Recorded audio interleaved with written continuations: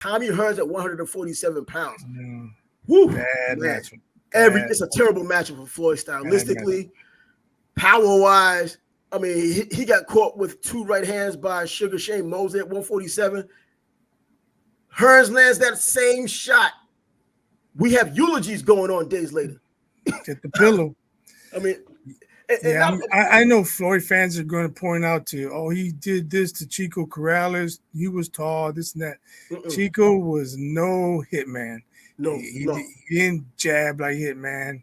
He didn't have the same power like Hitman. I mean, Tommy was able to go up several weights and still carry that power. He did. So at 147, his length, his strong punching power, Floyd gets KO'd. He never got stopped, but this is the fight, I believe, because he's not going the distance with Tommy. At 100, he doesn't have enough to keep him off, keep him honest. I mean, if he tries to throw that jab to the body, he's gonna drop that right hand on him. Good night. And at 147, when did Floyd take the initiative against any fighter? At 147, he was a little bit, he was defensive first, and you fell into his game plan, and then he was aggressive in spots when he needed to be. And he wasn't even fighting killers. No, he wasn't. I mean, Robert Guerrero is not a killer. He was a southpaw, but not a killer.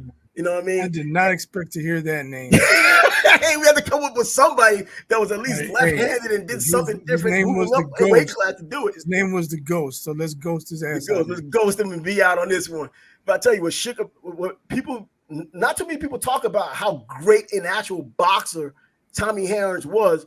And this is not even talking about his punching power. We're talking about just pure boxing. There hasn't been many people who have been pure boxers. Yeah, Sugar Ray Leonard could tell you, jacked up his eye. Well, see, we got some agreeants here right now. You know what I mean? Hearns would have been the worst matchup for Floyd Mayweather. And I believe it. And we've already expressed it. And we've explained why that would be the case.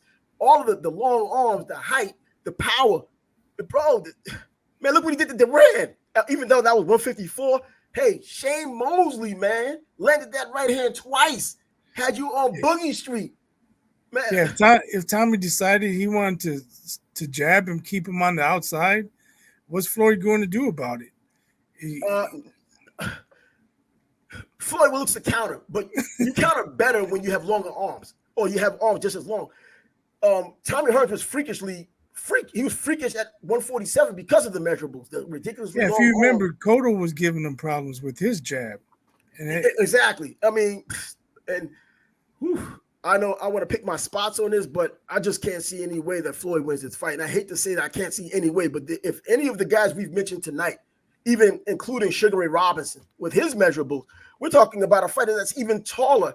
And as far as pure boxing, Tommy Hearns is the better boxer than Sugar Ray Robinson. I mean, I don't think people who know boxing would be surprised to hear that. A better pure boxer, man, setting you up, having the right hand that finish you off, all of that at 147, only a special fighter can beat him. And that special fighter is the guy that we're about to talk about now, because we're going to take Tommy Hearns to this W, move on to Sugar Ray Leonard at 147 pounds.